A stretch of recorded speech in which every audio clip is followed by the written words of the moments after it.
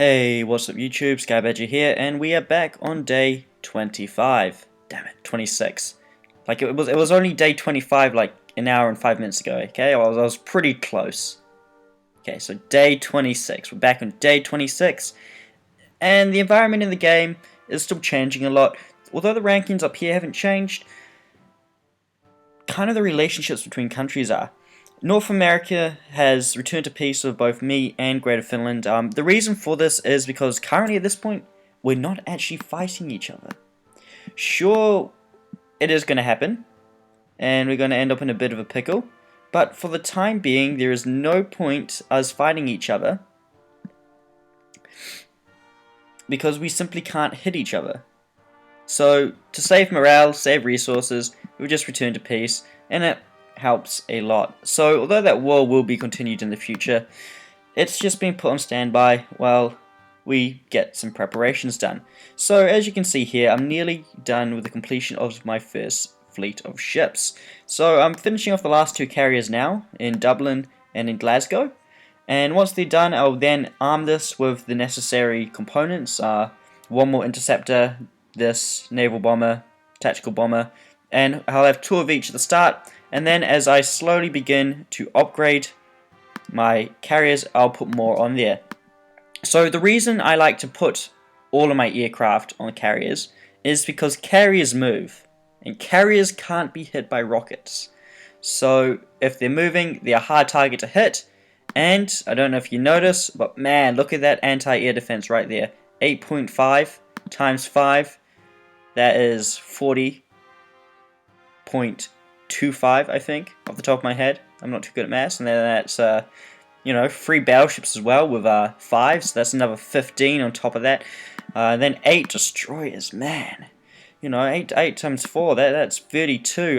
So that's almost 100 anti-air defense. So nothing from the air is going to hit my planes while they're on the carrier.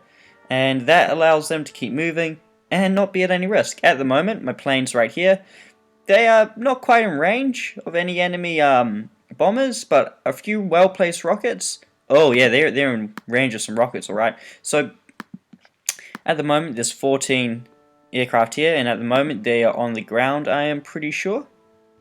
That's weird. For some reason it's classing them as though they're in the air.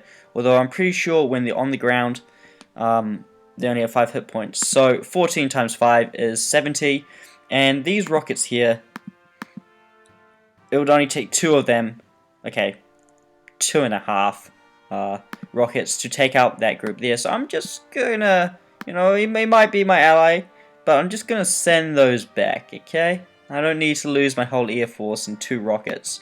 So that's why I like to keep my aircraft on carriers, because carriers can't be hit by rockets if they're moving. And even then, if they are hit by rockets, that damage... Okay, these are France's, but you still get the idea. The damage that these do against ships is also taken into account. So if it does manage to score a hit, it also has to spread the damage across not only the aircraft, but across all these ships as well. So the damage is substantially less. So that's why I like to keep my aircraft on carriers. I'd have the tactical bomber on there at the moment, but you need level 4, which I'm going to have pretty soon. So that's what's happening up there with my navy. I'm nearly about to finish that fleet, and I've got this fleet down here that is lacking 3 battleships, or 2 battleships and 3 carriers, and I'll get that done next. So over the past few days, I captured a supply drop that was here. Just went in for the supply drop. You can have that back in America. Then hopefully another one will spawn there and I can take it back.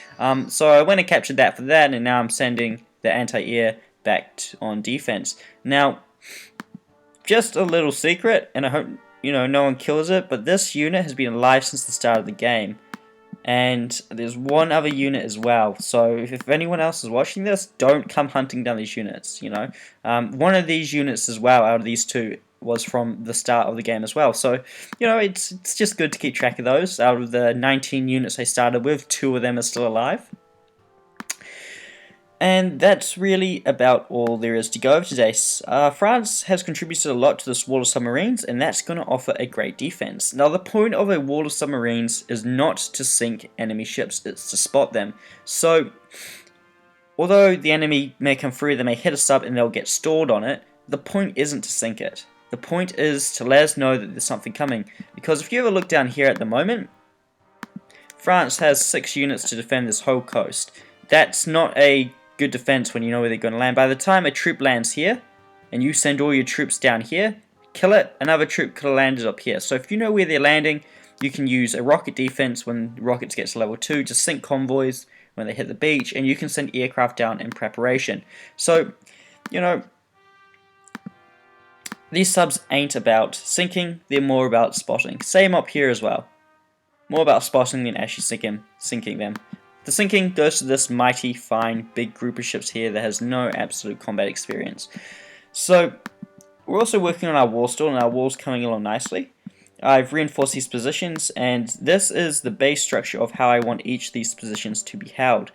Like this. If I can, I want to put one more anti-tank and one more artillery piece and anti-air piece in as well to bolster numbers.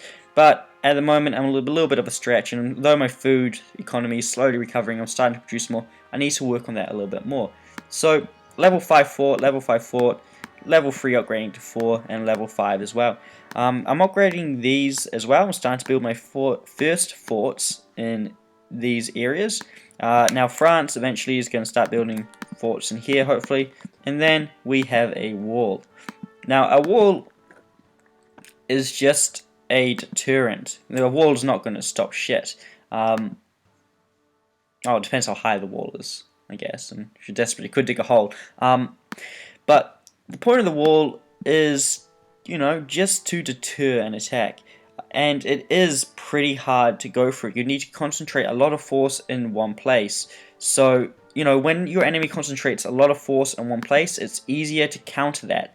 So, for example, if Poland was to muster all of his forces down here, break through here, you know, I've still got the whole rest of the line to hold, and I can divert troops from places like here down to here to create a new one and trap them in this lower region down here. I was gesturing with my hands and forgot that this is completely a screen recording. You know, good thing I had the mouse. That was smart of me. So, you know, it's not just about, you know, stopping them. If these were lightly defended, you know, he could attack across every single spot and meet no resistance. So instead of having one group back and then when he does attack, you know, sending them out to where the attack happens, having a wall and your troops evenly divided means that you have good, consistent response time across the whole front. And considering I will also have carriers down here soon, I'll have a lovely place to launch air units from. So in terms of the battle that's happening with Egypt at the moment, Egypt is giving Poland a bit of a hard time.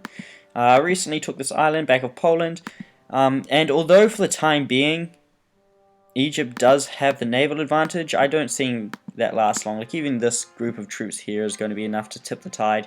So it will be interesting to see how this goes. They are slowly grouping up more troops here in rockets. What they could do is actually start using the rockets. They have a lot of troops in here, and although I think it's level 4 rockets, yeah, level 4 rockets. You know, once you get to level 4 rockets, they can ignore the effects of forts, and then they become really dangerous. So, you know, once you get level 4, launching them into a place like this will just be devastating. Kill heaps of troops, and then you can just march on them and take it. Easy. So, I'm going to call the episode there, and at request of France, yeah, so it wants an outro like, I'll see you in the next battle, or something cool like that. So, I don't know how that sounds, but, see you in the next battle.